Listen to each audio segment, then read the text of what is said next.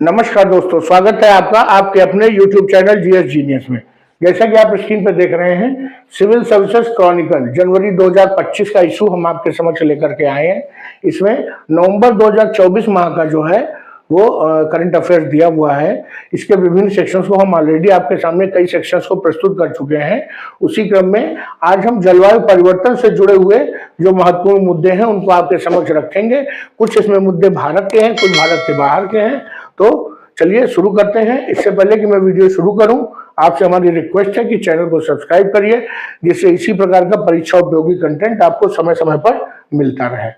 तो सबसे पहले देखते हैं, विश्व के प्रथम CO2 अर्थात कार्बन डाइऑक्साइड से मिथेनॉल जो तैयार करने वाला संयंत्र भारत में स्थापित किया गया है।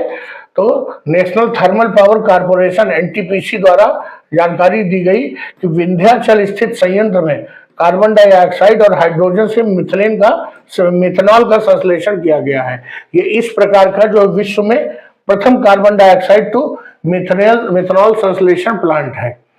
और कार्बन डाइऑक्साइड को फ्लू गैस से प्राप्त किया गया है और हाइड्रोजन का जो ये इलेक्ट्रोलाइजर से जो है प्राप्त किया गया है। हाइड्रोजन को इसको इलेक्ट्रोलाइजर के माध्यम से प्राप्त किया गया है।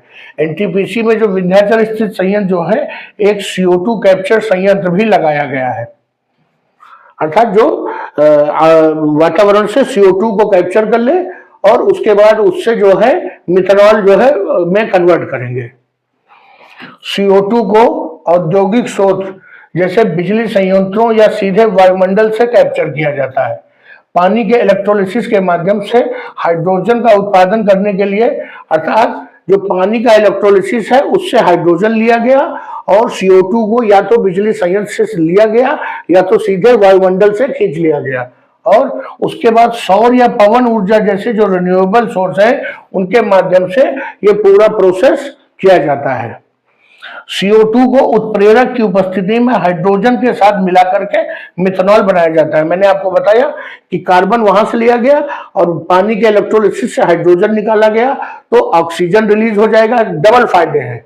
अगर हमने जो है पानी का इलेक्ट्रोलिसिस किया, हाइड्रोजन लिया तो ऑक्सीजन मुक्त हो गया, ऑक्सीजन की मात्रा बढ़ जाएगी वातावरण में। दूसरा, हमने वातावरण से कार्बन को कम किया और यहाँ पर ये मिथेनॉल बना दिया तो कार्बन का कंसंट्रेशन वहां कम हुआ, ऑक्सीजन ऐड किया, कार्बन निकाल लिया, तो डबल फायदा है इसमें। और इस मिथेनॉल का उपयोग जो होगा, जो ये बनाया जाएगा, ये परिवहन, बिजली उत्पादन या रसायनों के फीड स्टॉक के रूप में ईंधन में किया जाएगा। जो अल्कोहल मिलाया जा रहा है इस समय पेट्रोल डीजल में, वो इसका उपयोग वहां किया जा सकता है।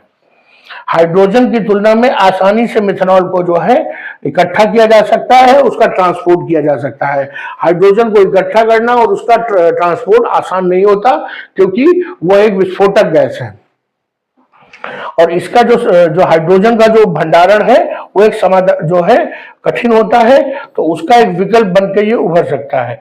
इसका जो व्यापक रूप है, रासायनों, सॉल्वेंट और प्लास्टिक के उत्पादन में इसका उपयोग किया जा सकता है।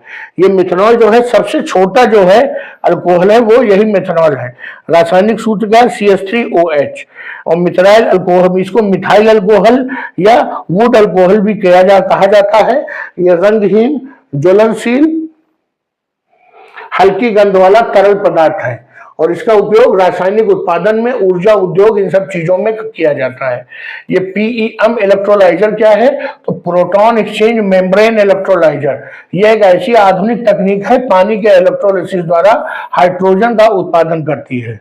फ्लू गैस क्या है? यह उन गैसीय उत्सर्जनों को कहते हैं जो ईंधन के जलने जैसे कोयला, प्राकृतिक गैस, तेल के दौरान निकलते हैं, उन सभी को फ्लू कहते हैं। फ्लू गैस इसलिए कहते हैं कि जो जीवाश्म ईंधन के जलने से जो धुआं निकलता है, जो उससे प्रदूषण होता है, उससे आंखों में जलन होती है, इसलिए आई फ्लू से संबंधित है फ्लू गैस।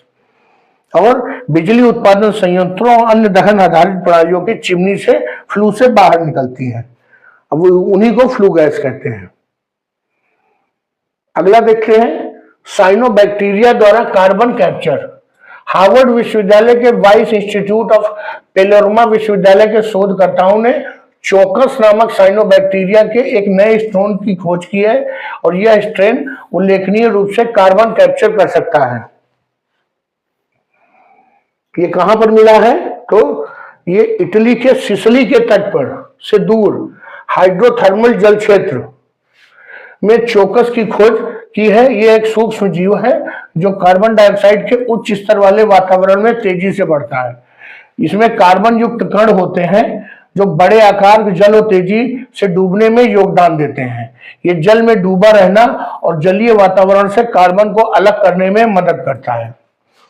ये साइनोबैक्टीरिया है क्या? ये एक नील हरित शैवाल है, ब्लू ग्रीन अलगी। ये इन्हीं को कहा जाता है साइनोबैक्टीरिया को। ये एक प्रोकैरियोटिक जीव है और प्रकाश संश्लेषण में सक्षम होते हैं, इसीलिए कार्बन को फिक्स कर सकते हैं। ये मुख्यतः कहाँ पाए जाते हैं? नमी और जल वाले क्षेत्रों में पाए जाते हैं। पृथ्वी के पहले प्रकाश संश्लेषक जीवों में से एक माने जाते हैं। कौन? ब्लू ग्रीन अलगी जो है, इनको पृथ्वी के प्रथम प्रकाश संश्लेषक जीवों में से एक माना जाता है। पृथ्वी के वायुमंडल में ऑक्सीजन की मात्रा बढ़ाने में महत्वपूर्ण भूमिका निभाते हैं। इनकी संरचना प्रोकैरियोटिक होती है, अर्थात झिल्ली से घिरा हुआ एक केंद्रक नहीं होता है। ये वायुमंडल से कार्बन डाइऑक्साइड को प्रकाश संश्लेषण के माध्यम से अवशोषित कर लेते हैं और कार्बनिक यौगिकों में परिवर्तित करते हैं। ये केवल उनका अवशोषण ही नहीं करते हैं, बल्कि उन्हें लंबे समय तक जैविक सामग्री के रूप में संग्रहित करके रखते हैं। और इनका उपयोग जो है, बायोमास का उपयोग जैव ईंधन के उत्पादन में भी किया जा सकता है, जो जीवाश्म जो ईंधन है उसका पर्यावरण अनुकूल विकल्प है। अर्थात ये सभी जो प्रयास हो रहे हैं, चाहे ये साइनोबैक्टीरियम वाला हो या इसके पहले जो यहाँ एनटीपीसी ने जो मेथनॉल संयंत्र लगाया है, ये सभी प्रयास जो हैं ये कार्बन डाइऑक्साइड, वातावरण से कार्बन डाइऑक्साइड की मात्रा को कम करने में सहायक हैं। तो चलिए, कुछ अच्छा हो रहा है मित्र, इसके बारे में जानकारी मिली। मित्रों, वीडियो को यही समाप्त करता हूँ। ये जलवायु परिवर्तन वाला जो वीडियो था, इसको यही समाप्त करते हैं। वीडियो अच्छा लगा हो तो लाइक करिए और चैनल को सब्सक्राइब करिए। धन्यवाद।